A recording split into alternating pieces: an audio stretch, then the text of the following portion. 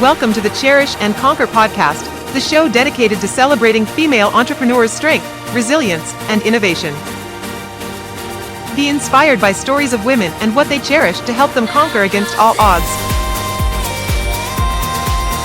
Every other week, you will learn from remarkable women on how they navigate challenges, uphold their values, and create sustainable success. And now, here's your host, Jim Rembach. Hey, welcome to the Cherish and Conquer podcast. If you're sitting in a situation where you're wondering about AI and how it's disrupted you, or is going to disrupt your business, or even if you're in a situation where you have been disrupted by AI, you'll absolutely want to listen to this particular episode because I have Alison Smith on the show with me today. Alison, hello. Hello, Jim. How are you? I'm doing fantastic. You know, it's been a long time since we chatted. I've had the opportunity to interview you before, and it was a great time, so I'm looking forward to today. But I'm really looking forward into how you've been able to pivot, transform, adjust, because AI has greatly impacted some of the things that you've really found success for. And for those of you who are not aware of who Alison is, I kind of refer to her as the queen of IVR Voice. So if you've called into a system and you have that automated voice answer you, it's highly likely that it's Alison's voice. So to me, Alison kind of helped to make Siri famous because she was the Siri before Siri. It was Alison. So Alison, before we get into the discussion about how you've been able to make some adjustments and all of that, if you could, please share with the listeners how you're able to make a difference in the lives of the people who you work with today. Great question. Thanks for having me on, Jim. So the idea that automation has always been with us, and it's gone through a big progression, but it's been quite a couple of years. I would say in the last 2 years, it has been an incredible evolution of automation, pretty much pushing humans out of voiceover. So it's kind of sad. As a side note, I'm actually pondering semi-retirement. So I'm actually probably getting out of the business at exactly the right time. But I first noticed it a couple of years ago. I used to do this project for a company that produced the warning messages for pharmaceutical companies. So anytime you see a magazine ad for medication, if you turn the page, it's all the side effects, all the terrible things that can happen to you if you take a drug. So they needed all of that read on their information lines, which I really enjoyed doing because it was very technical and medical terminology, and it was great. That was one of the first jobs that went away to AI, simply because it didn't need to be beautiful. It didn't need to sound great. It just needed to be read for legal reasons. So yes, I've noticed there's been a few clients that have just decided not to hire me to do telephone prompts from the ground up, and they have decided to offload it onto AI. I have some colleagues, unfortunately, that do things like e-learning modules, and that's gone almost entirely over to AI. The text can be programmed into something like Chat GPT, and they can have produced audio in a half an hour. And as fast as my turnaround time is, nobody can compete with that. So it's a little sad and it's a little scary, but yeah.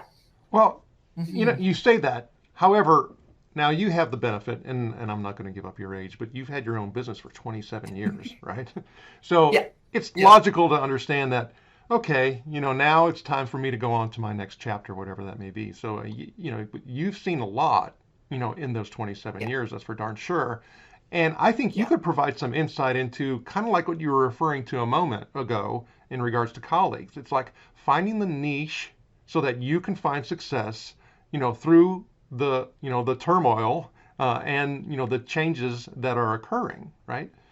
So I guess I would say when you start talking about kind of like that technical work, what would you say what work right now that you have the opportunity to do? You'd say, you know, it'd be really hard for AI to do that, because one of the things I noticed when I have done some work with some AI voiceovers, when it comes to certain types of, you know, inflection, enunciation, in, you know, how you actually say a particular word, it could be Yes. quite tough.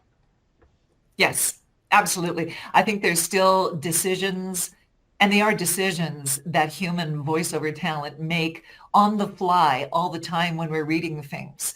Are you saying contract or contract? We can make those decisions at a human level that we know which word to send out. And as you alluded to, there's an emotional nuance that still is lacking in AI and automated voices. So it's getting there. It's much better than it was.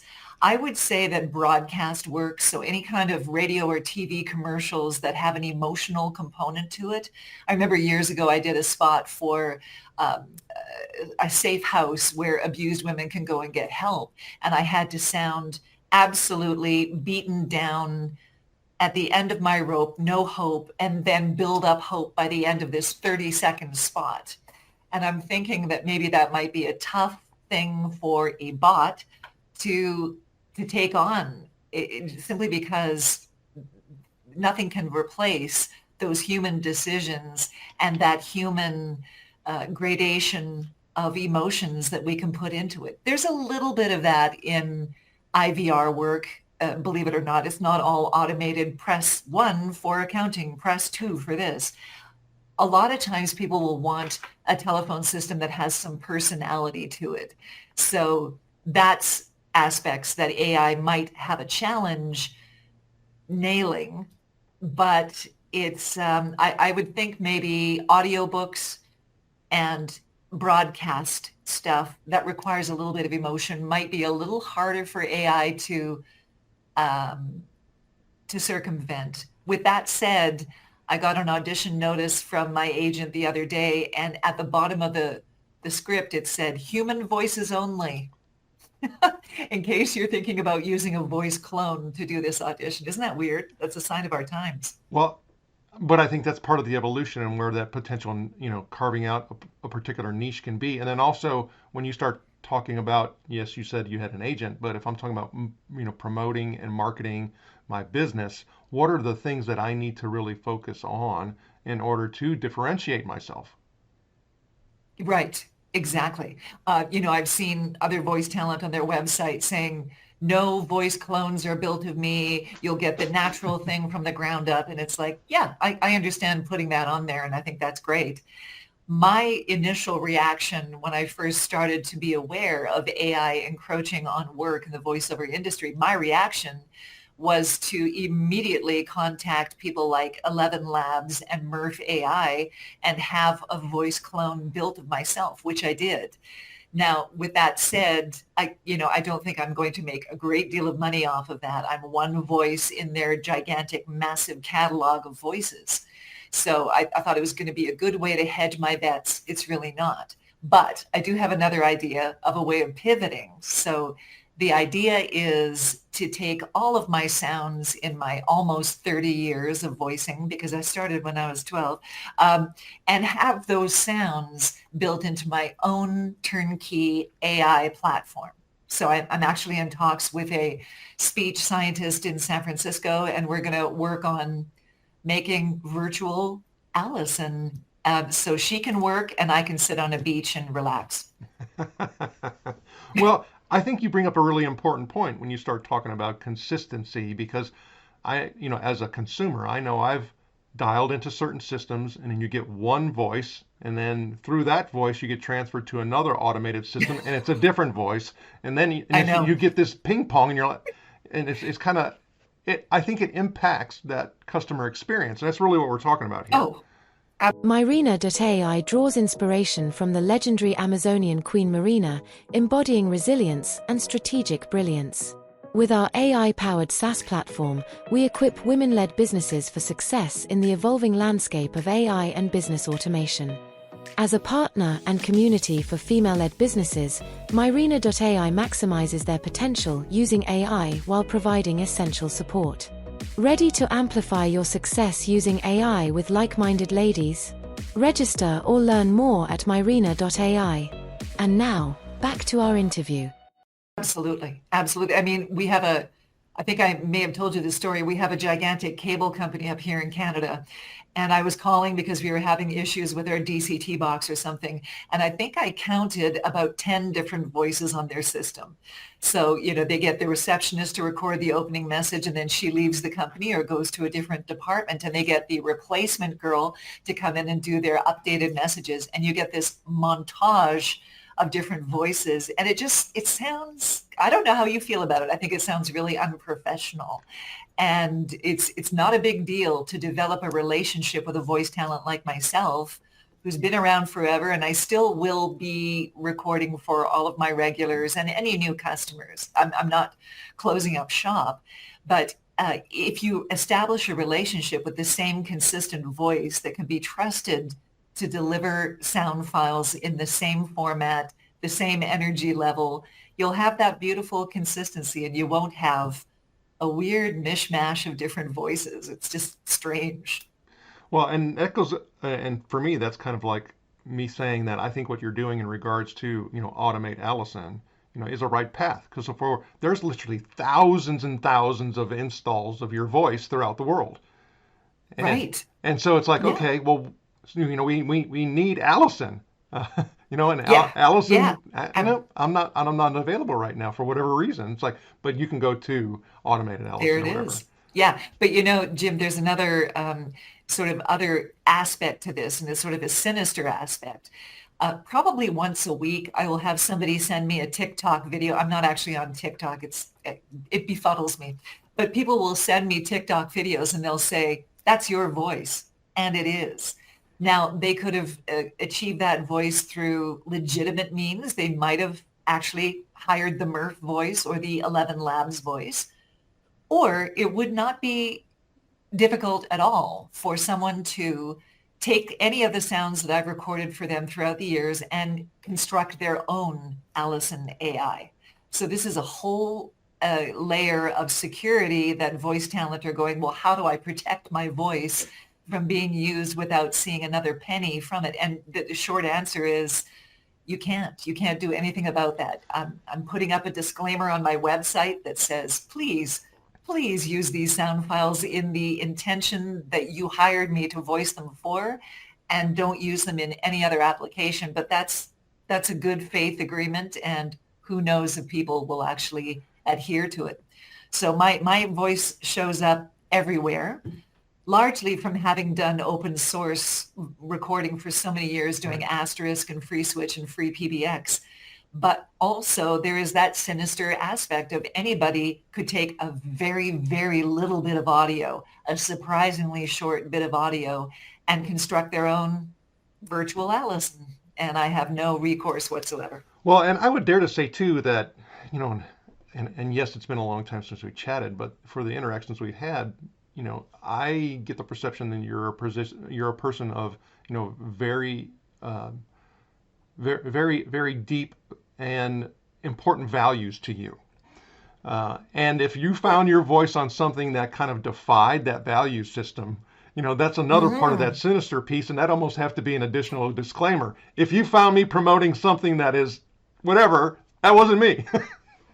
Well, and the companies that I've mentioned, 11 and Murph, they do have an agreement that says, listen, we're going to try our best to make sure that your voice isn't used for hate speech or, anything overt like that. But, listen, they have used my text-to-speech voice to reelect certain political figures, and that makes me lose sleep at night. Right. So yes, I have no control of what happens to my voice after it leaves my studio, but never has it ever been truer than it is now, that I literally have no agency on these sounds. So I might as well take these sounds that I've recorded and try to use them the best I can as my legacy. And yeah, I don't know. It's a weird, weird world, and it's progressing really quickly. I would say it's only been the last couple of years that I've really noticed this escalation of the use of AI. There's some very, very good aspects of it. People who are speech impaired can have a clone built of their actual voice. I can't remember the name of the politician, but she has a debilitating disease and she's using her very own voice to speak for her. That's magic. That's incredibly good. That And is. we need to focus on those moments. Yeah. I totally agree with you. Now let's kind of dial Mm-hmm. it back a little bit. Almost 30 years as a business owner, like you were talking about, and so I would like to know when you start thinking about you doing that, and so what inspired you to own your own business, and how does it align with the concept of cherish and conquer? Yeah, so I'd like to say that I was very systematic and came up with a business plan and was very organized at the beginning, but I really wasn't, Jim. And I know people hate that answer, but I was a former actor, and I decided to do voiceover as a way of paying the bills in between acting jobs, and voiceover took over, which was great. And I did some work for our local telephone company doing some IVR work. That was the very first exploration into IVR, or interactive voice response. And then I was contacted by a company out of Alabama called Digium that was building the Asterisk platform. And I thought it was going to be a one-off. I thought, I'm going to work for these crazy guys in Alabama, and it's going to be, a one-off, and nothing will come of it. Well, it turns out that Asterisk became the fastest growing telephony platform in the world at its height. And I had clients literally all over the world needing updated prompts. And it was just, I fell into the cream, as they say. That was the best thing to happen to me because it really put me on the map. And so it just sort of built from that. I got a home studio and I let go of the day job and I just did voiceover, and I've been so grateful. But word of mouth just seems to be the old adage, but it's absolutely true. If you do a great job for this company, chances are they'll refer you to another company, and it just turns into a thing. I do a lot of marketing on LinkedIn, and I've found that to be extremely profitable. And I've developed my own strategies of what to search for and who to search for and what that messaging should be, because the messaging to a CTO is very different than it is to a telecom reseller, and to a marketing person or an IT person. Very different messaging. So I've just kind of had to learn through trial and error how to approach these various decision makers, with the idea that if they're building a new platform, perhaps they should consider me as their voice.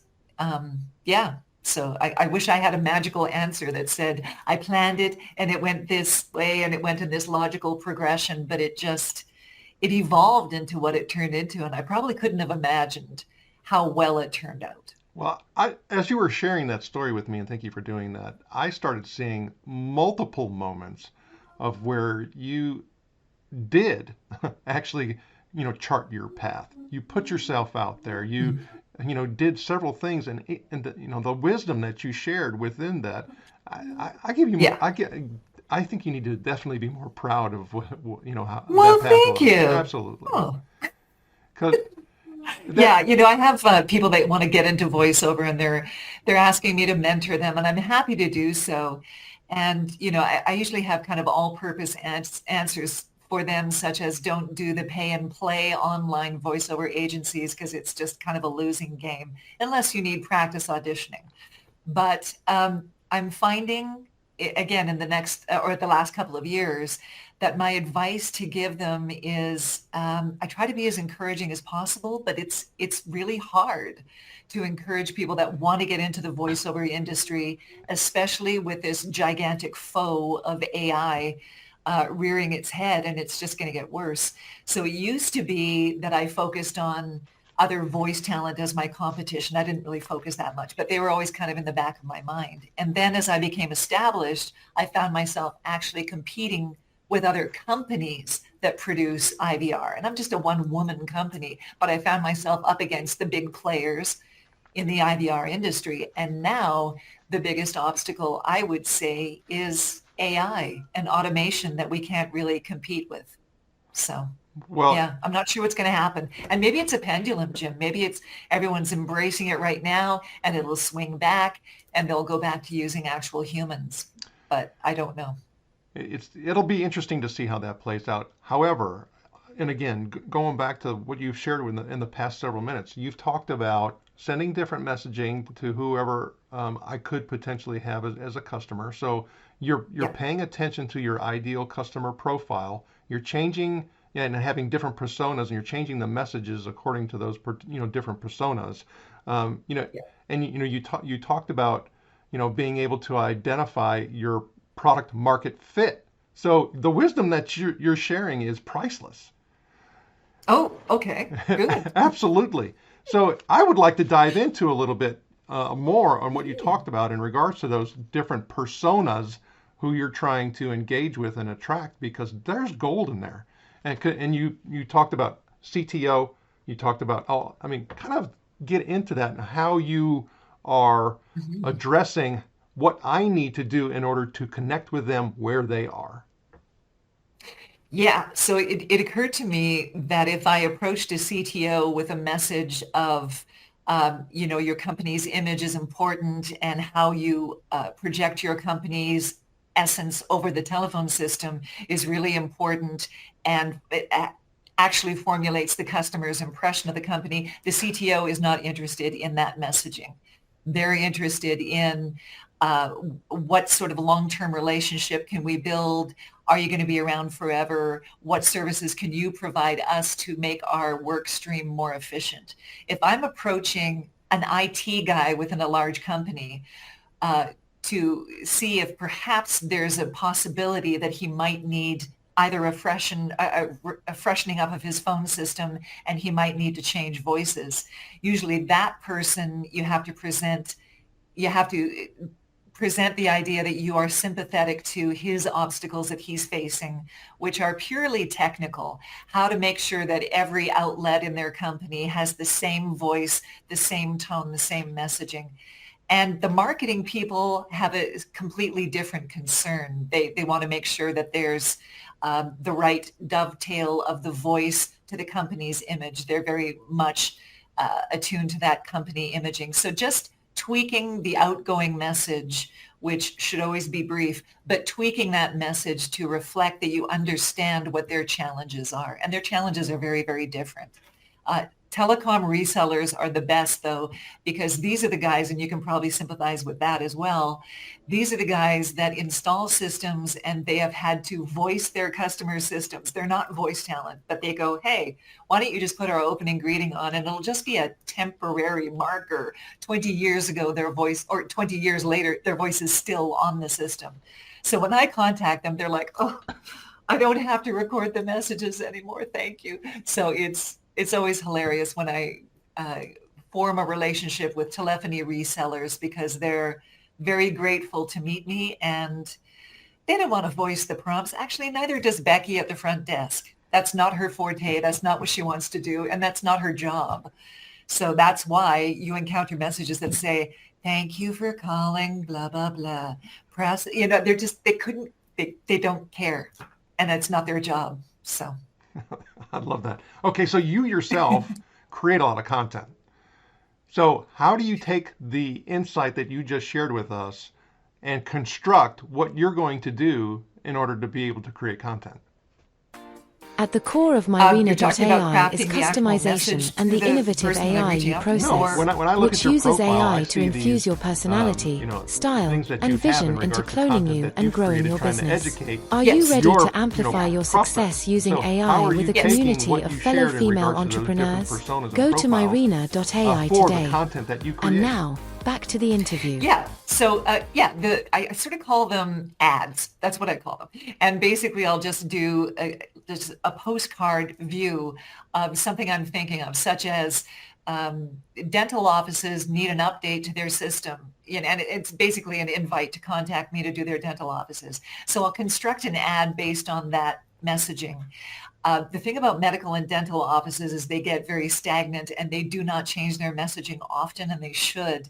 So yeah, I'll try to target specific industries. I'll also try to raise awareness of just the basic things that you and I have talked about for years, such as not using a staffer to voice the messages, to use a pro, and the importance of changing your messaging often to reflect what your company is about, because companies aren't stagnant either. They change their focus And I don't know if you've had the sensation of going to a website and then wanting to call a company, and there's a huge disconnect between the slickness and the beauty of their website, and then you call and it's a Becky message, right? It's a message. It sounds like I'm being really cruel to women named Becky. I'm not, but you get one of those receptionist recorded messages, and you go, "Wow, that does not dovetail with this incredible company that I see online." So that can come down to their choice of voice talent, but also the writing of the system. I love it when I encounter systems that are really attuned to their customers. And what comes to mind mostly are banks and financial institutions, which, I've voiced a fair amount in that industry. And it used to be really serious, because money is serious and investments are incredibly serious, and it had to be very traditional sounding. Now, banks and investment companies are very accessible. They're trying to sound accessible to a younger base, and they're trying to demystify money and investments. So it's amazing how many times banks say, could you sound more conversational, and could you sound more inviting and less scary? Because they want people to think of investments as not just for the elite, it's for the everyday person. And yeah, that would be an example of an industry that's pivoted a little bit and wants to sound a bit more for the person and less stoic and less, scary and businesslike. Well, Yeah. I think you hit on it a moment ago where you were starting to talk about a relationship that somebody will have with an automated voice. And that goes into that whole brand experience, customer experience, consistency, even like, you talked about, the Becky thing, and no, we're not picking on Becky's, you're right, Right. is Yeah. I often hear after years that when you call into a particular company, they still say, one of the first things they say, please, our prompts have recently changed, so please, and you hear it all the time. It's like, wait a minute. I know. So are you in constant flux?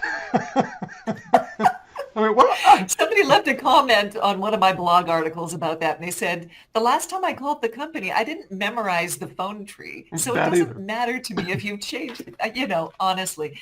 And the big thing that people do is they write way too many options. It's every day I will voice a phone menu that has 12 choices, and the human brain cannot remember anything more than 5. So there's no way that you need 12. And it's really bad if it's a medical practice and the last option is, if this is a medical emergency, hang up and dial 911. It's like, are you kidding me? Someone's having a heart attack. Why don't we put that at the front of the phone tree? Oh, gosh. I think, it's really funny when we start talking about the design of these systems.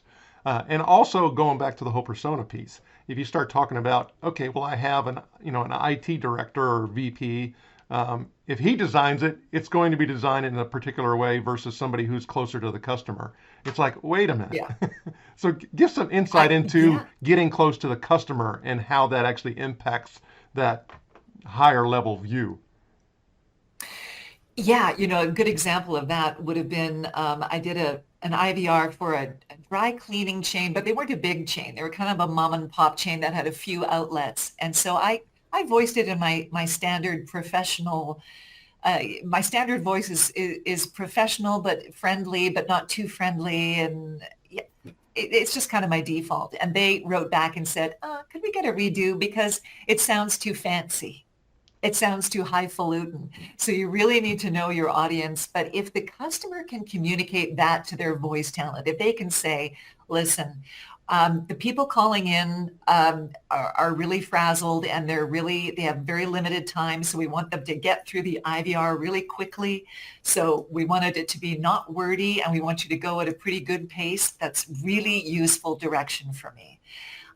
The opposite is also true. I did one for an extended care center for seniors, and there was a chance that they would have a huge senior callership calling in.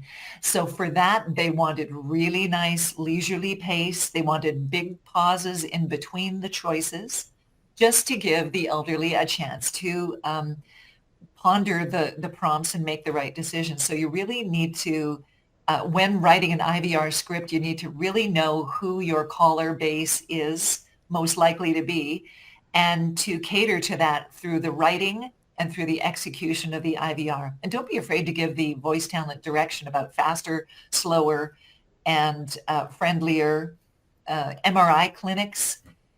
Usually if people are calling an MRI clinic, they're very anxious, they're wanting their results. And so that has to have a very compassionate tone, which is something that, again, with my acting background, I'm able to send it in any direction you need me to. And a compassionate tone, again, getting back to AI, who knows if an AI can really, truly sound sufficiently empathetic? I don't know. Again, I think they're making headway and they're making good progress, but whether or not it can actually sound like a compassionate human, I don't know. Well, okay. So again, your wisdom is so deep in a lot of ways that it's also transferable when we start talking about most people. I mean, I've been podcasting, I don't know, 12, 13 years. When I hear my own voice, it does not impact me or affect me. And I don't, Right. it doesn't sound weird to me anymore versus when I first started, right?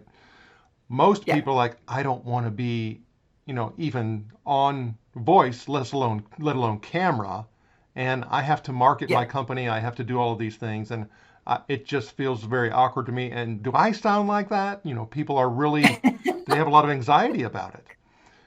Yes. However, what you just explained in regards to matching, the customer, mirroring, if you want to call it as such, I kind of need to take that into what I'm getting ready to do and think about it from a stage perspective. And I have this conversation with people all the time. And it's like, okay, the short clip that you're going to be doing for a minute or two, isn't the same approach. That's a different stage, than you doing, a 30-minute presentation or a 45-minute. And you have to think about that from a strategy perspective and say, okay, I need to be this person for that platform and that theater, and I need to be this person for that platform and that theater, and then knowing, who the constituents are, who the receivers of the information are. And when you do that, I think you gain so much confidence in it that you no longer worry about, did I sound like that? Right? Right. Exactly. Jim, I do vocal coaching as a little bit of a sideline, but it's taking over a little bit. It started off with me coaching my yoga instructors to not do vocal fry, that sort of sound, or do upspeak or any of the other irritating things. But I am now coaching some podcasters. I was coaching some podcasters in London who do a cybersecurity podcast. And I just got back from coaching a civil engineer who does a lot of public speaking. And it doesn't really matter the industry.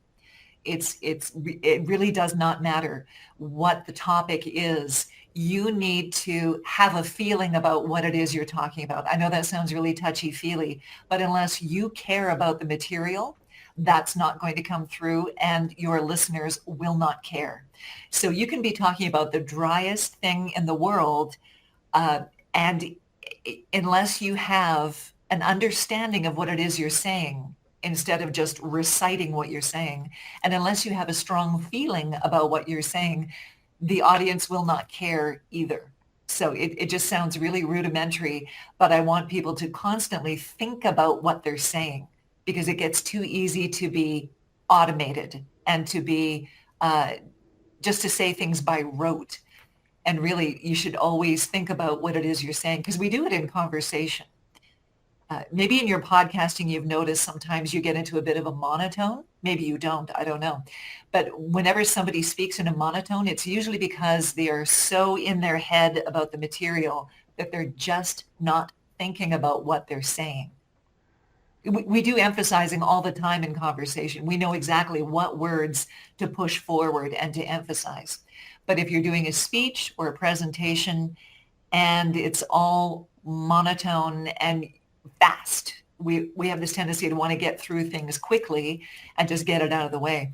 It means you're not really consciously thinking about what you're saying, and you need to. It doesn't matter what the platform is. And I'm definitely an advocate of practice, right? Yes. Oh, absolutely. You've got to practice, and you have to. I think you have to record yourself and hear yourself back, whether it's audio or video or both. and practice, because that's going to get you over that. Did I sound like that? Or I feel weird? Or I hate listening to myself? And I think it just compounds the anxiety when you don't do that. Yeah. And the reason why people hate the sound of their recorded voice is that you are hearing your voice through a whole network of bone and muscle, and it's sounding kind of muffled.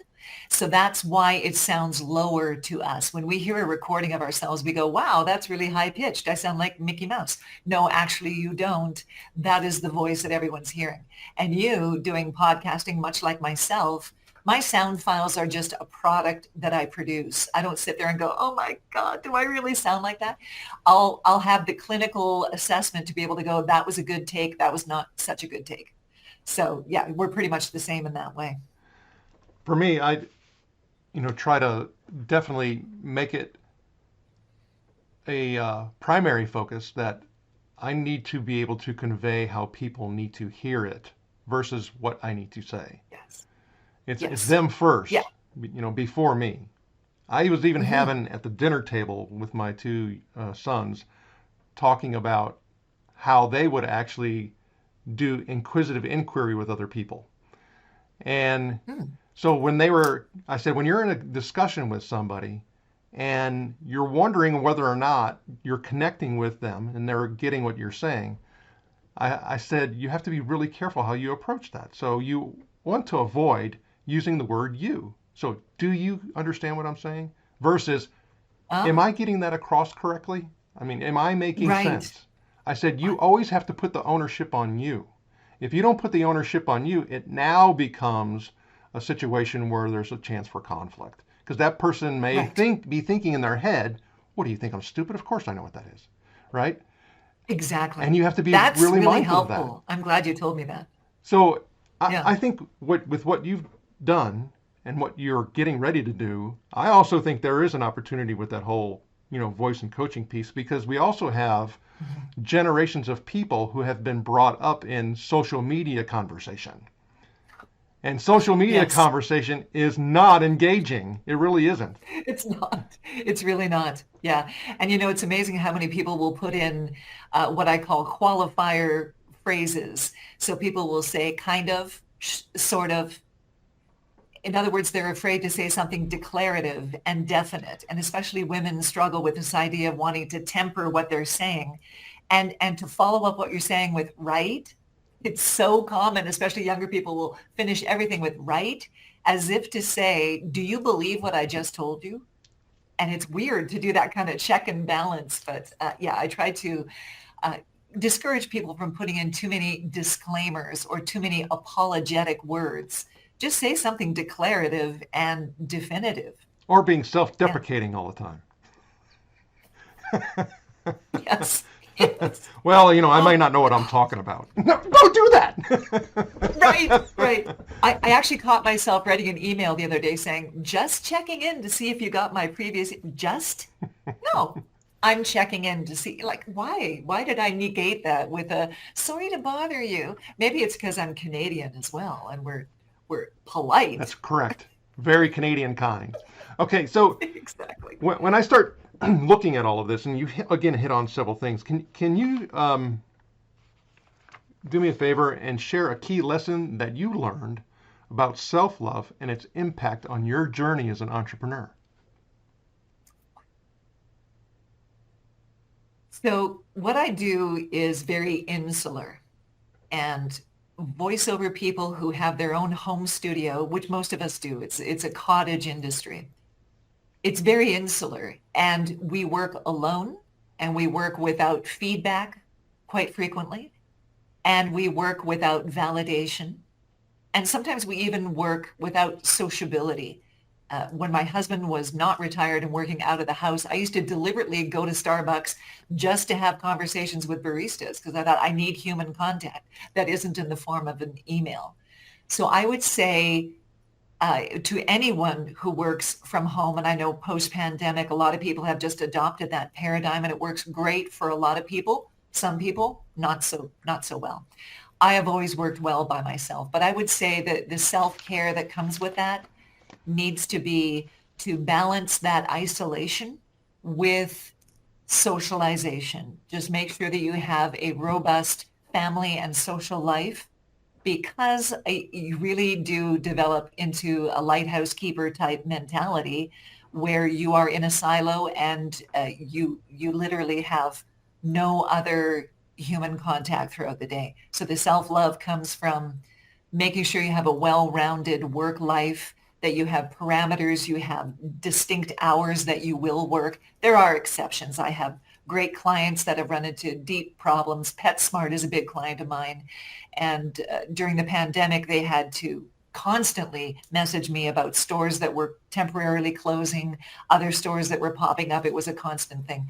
So I worked weekends for them because they're great clients. But it is a very, very healthy thing to have good work parameters, make sure that you're taking care of yourself, and to give yourself time off and take vacation, and don't take your microphone with you. Some people have little portable booths that they bring with them to record with on vacation. It's like, no, that eliminates the whole paradigm of going on vacation, not to work. It's craziness. I tried working once in Las Vegas. I was staying at the Bellagio, and I thought, I'm gonna do some work. No, every 15 minutes, Andrea Bocelli was singing with the fountains, and I had to time my recording to make sure I didn't have him singing in the background. That's a great point. Okay, so can you share a moment when your passion for your business actually fueled your perseverance through tough times? And I know we kind of hit on this, but if you kind of can make it a little bit more succinct. Yeah, so I would say, the pandemic was not a problem for me. And I know I feel guilty saying that because a lot of people just, tanked during that time. I was busier than ever. I would say that is being tested right now.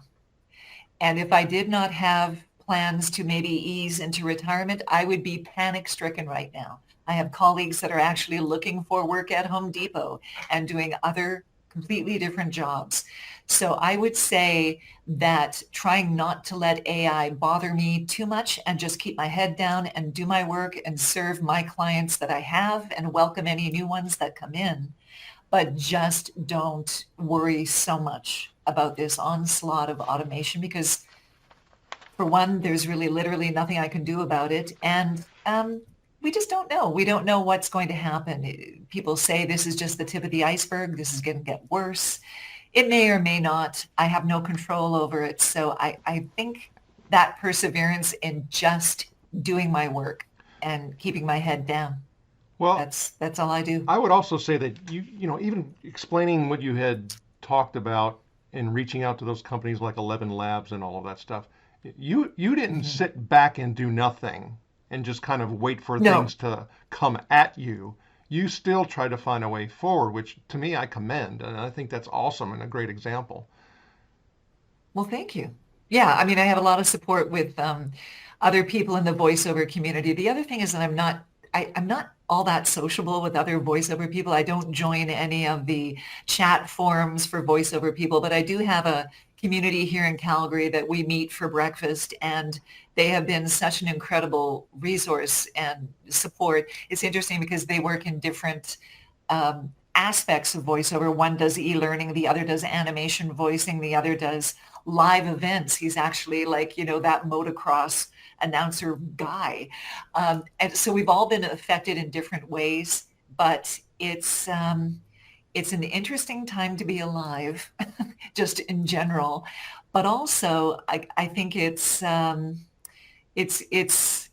has forced a pivot. And I know pivoting is absolutely what you do. I pivoted from being an actor to a voice talent who does strictly IVR voicing. And now this other big pivot is to perhaps make my own product. Rather than fight the great big beast, I will build my own thing and hopefully monetize that and make use of these sounds that will be my legacy long after I'm gone. Oh, I think that's great. You keep moving. Good job. Yes, thank you. Absolutely. Thanks for being that role model. Okay, when you talked about this a little bit, and kind of like to put a little bit more of a context around it when we started talking about the whole work-life balance, because I've had people on show where they're like, hey, for me, work-life balance, the boundary is really just the time clock. I love what I do, and if I could work 24 hours doing what I'm doing, I would do that. So it's really interesting how work-life balance is so different, for different people. Yeah. How did you kind of find your way? Because I think it's unique. I think everybody kind of has to find their own. Yeah. You even kind of mentioned this a little bit, where some people take their portable booths and things like that. How have you find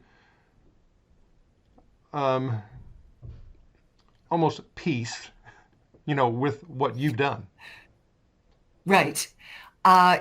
This sort of inspired me to mention that when you have a passion, and I think you have a passion as well. So we're talking about people who have a passion and turn it into something you do for work. If you're lucky enough to do that, you're ahead of the game. And I definitely have been lucky enough to have had several passions, but this passion for voiceover is something that I don't want to go away. So when I talk about semi-retirement, I can't imagine a time that I won't still have a booth set up in my office.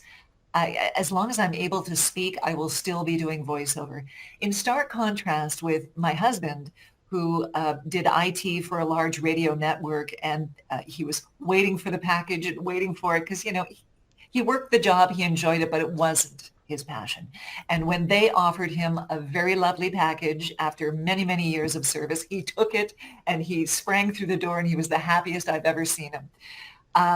I will not have that clear cut, I don't work anymore. I don't think I'll ever not be doing this. Whether or not that's healthy, I don't know. I really don't know. Some people might say, no, have a distinct break and just be retired. I think I will constantly regret it if I don't keep my foot in some way, either with coaching or voicing. As long as I have a voice that doesn't deteriorate, I think I'll still keep voicing. Well, and we wish you the very best on that. Now it's time for our breakthrough blitz round. Okay, Alison. Oh my God, I'm scared. Okay. So I'm going to ask you a couple quick questions. You already know the answers.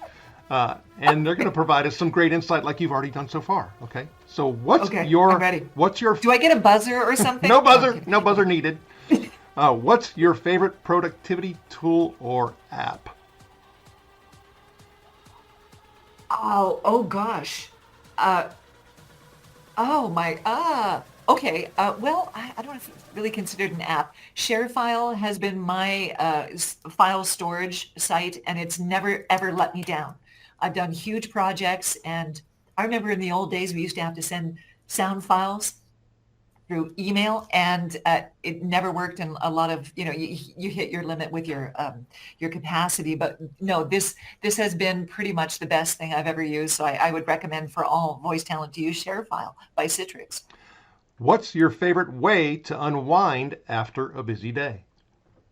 Oh my gosh. Well, I am a yoga freak. And so my treat to myself at the end of the day is to go to yoga class. It's just plain and simple. There's many, many other things. I love cooking. I love my dog. And actually we've taken up Tai Chi and Kung Fu in our retirement. So I'm really, really enjoying especially Tai Chi, just that meditation. Oh, and meditation. I've been getting into that as well. And it's something I've resisted for years because I thought my mind is too active and I don't have time to meditate. Hey, guess what? You do it, and it's the best thing ever. Good deal. Okay, so if you could have dinner with any female business leader, living or deceased, who would it be?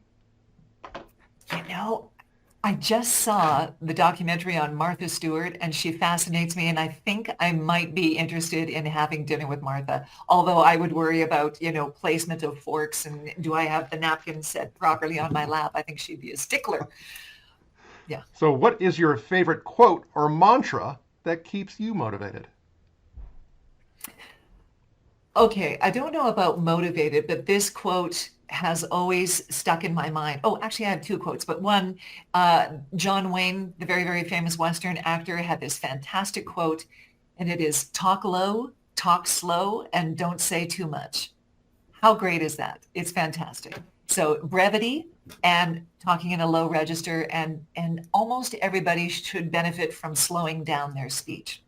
The other quote comes from a very unlikely source, Simon Le Bon, lead singer of Duran Duran.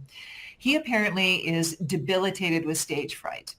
And he tells himself this mantra before he goes on stage. He says, it's not nerves, it's adrenaline. Your mind and your body are preparing yourself for something great, and you will be great. Isn't it great? I love that. I absolutely love that. That's awesome mental conditioning. Okay, so what is one piece of advice that you would give to aspiring female entrepreneurs?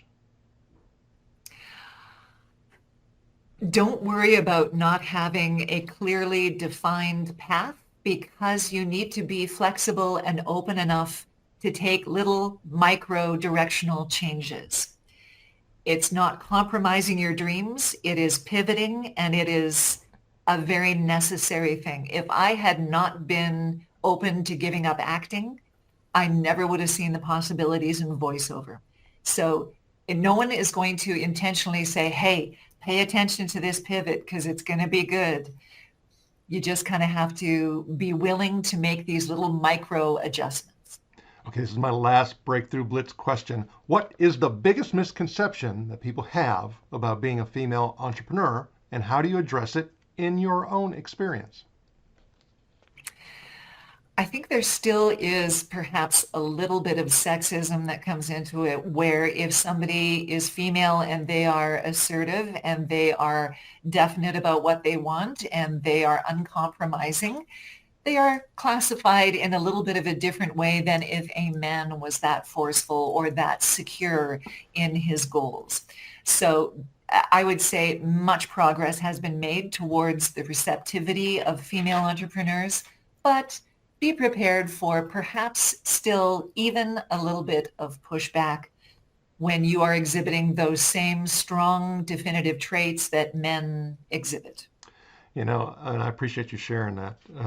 There's a saying, or one of those quotes, like we were talking about a moment ago, that somebody keeps saying when they start talking about differences, and they apply it to a lot of different situations. They say, "You do you."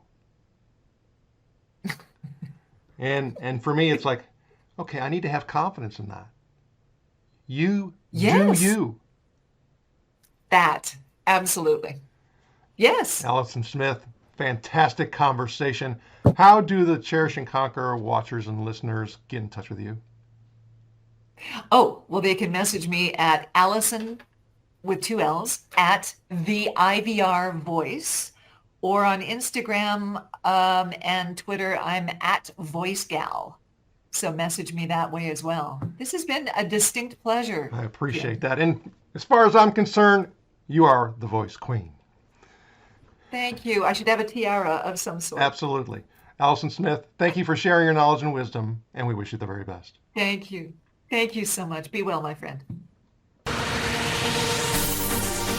Thanks for tuning into the Cherish and Conquer podcast from Marina. Join our community of trailblazing women at community.marina.ai and get access to exclusive resources, checklists, and guides. If you found value in today's episode, please rate, review, subscribe, and share it across your social platforms. See you soon, and remember, barriers are for breaking.